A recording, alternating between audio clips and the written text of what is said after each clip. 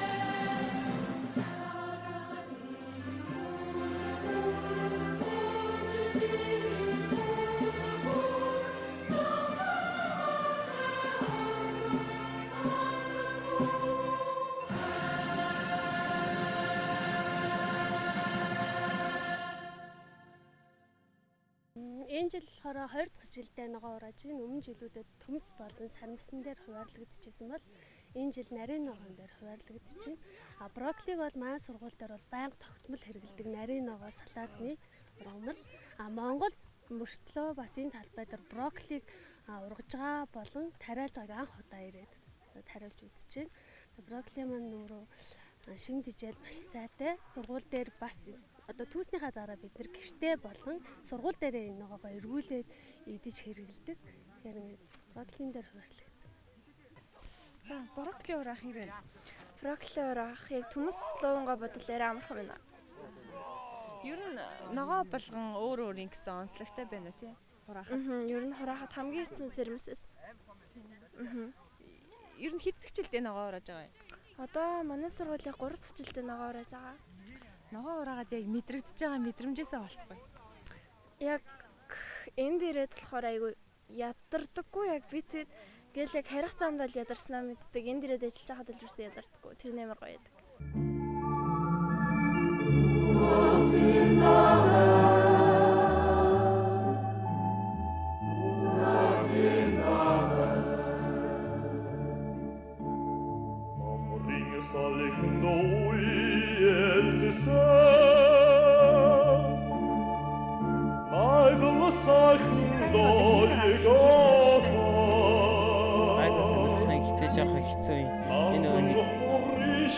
Багтаа ерөөсөө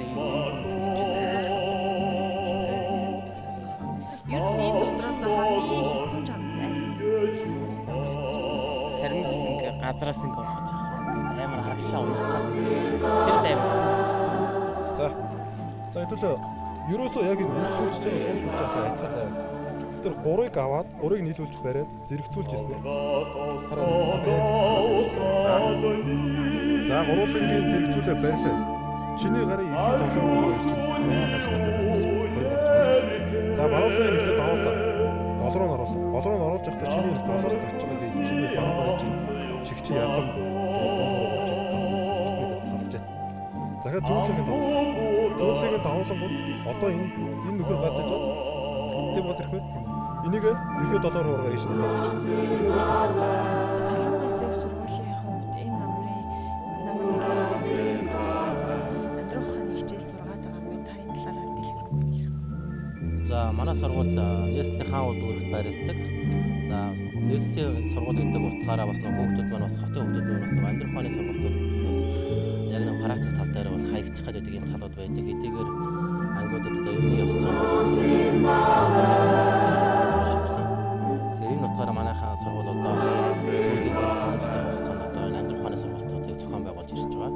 За энэ хавар намрын сургуулаараа бүх багш нар ажиллаж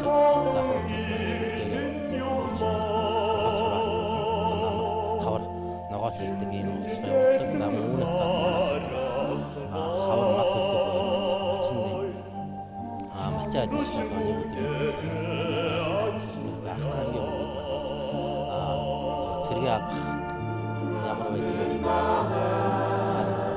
цэргийн ангиудад явж цэргийн казармд хонож үзэх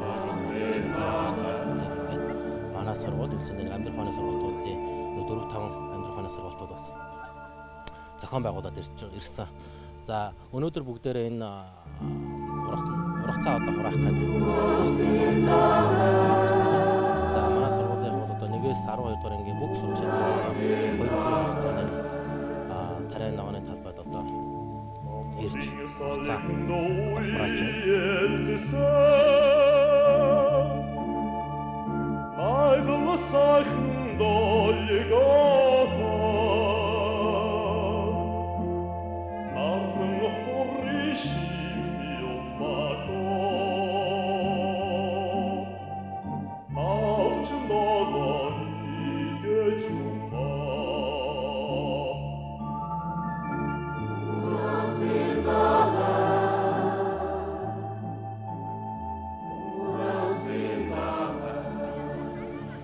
Одоо яг бит хоёр бол яг энэ төмсний талбайд ирсэн байна. Энд дандаа хүүхдүүд төмсөө хурааж ах шиг байна. Тэгэхээр хоёулаа энэ төмс хурааж байгаа хүүхдийн сэтгэлийг сонсъё. За сайн байна уу? Намайг Өвгөнлө гэдэг 12 дугаар ангиас сурч байгаа. Төмс хураах сэтгэл юм хэрэг. Төмс сураах сэтгэл гэвэл маш сонирхолтой байна. Дүүмжтэйгээ найзтайгаа тий. Ер нь бас сонирхолтой гоё ажил хийсэн.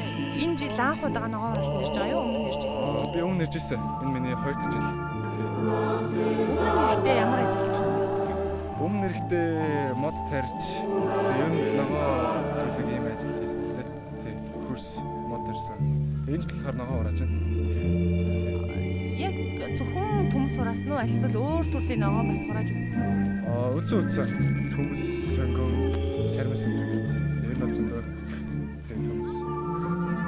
Сургуулийн хурааж байгаа ногоогоос хүнсэнд нь хэргэлдэг гэсэн шүү дээ. Тэгэхээр энэ ногоогоо ингээд өөртөө идэх ногоо хурааж ийн гэдэг нь маш гоё сургуулийн гоё хамтраад ногоогоо аваад энэ бол манай сургууль маш сайн.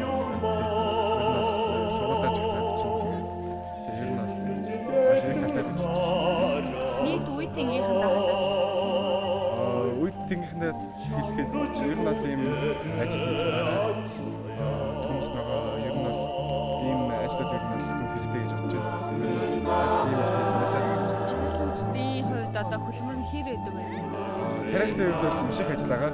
Эдрийг уран хийн гэл ер нь маш их ажил байгаа миний бас наралтай миний хувьд.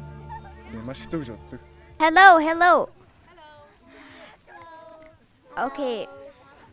Is it fun doing all of these potatoes, like potatoes gardening? How is it? It's really funny.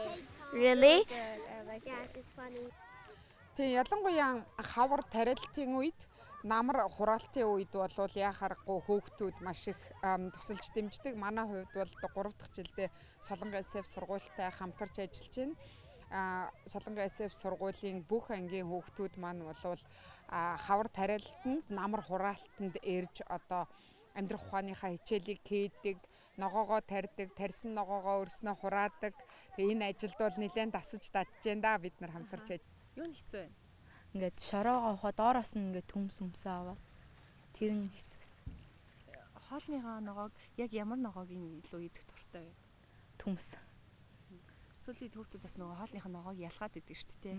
Чиний хувьд яг энэ ногоо чиний биед маш их хэрэгтэй гэдгийг мэдээд ингээд найзуудтай хандаад бас хэлэхгүй. Ногоо болгон А, витамин Б, С гэдэг олон төрлийн витаминтэй. Тэгээд тэр витамин авч иж бас бидний аминд дэмт хэрэгтэй. Тийм болохоор ногоогоо идэж байгаарай л хэвлээ дөө. Баярлалаа. За, чиний хувьд ямар ногоо хураасан бэ? Би өнөөдөр төмс түүсэн, вандой түүсэн. Тэгээд төмс түүхэд хамгийн өндөрлөлтэй байсан нь шороотой тэгээ гутал руу шороо орох, хумсны үзүүр халзрах, мах халзрах, цус гоож мужих гэд олон асуудал гарсан л та.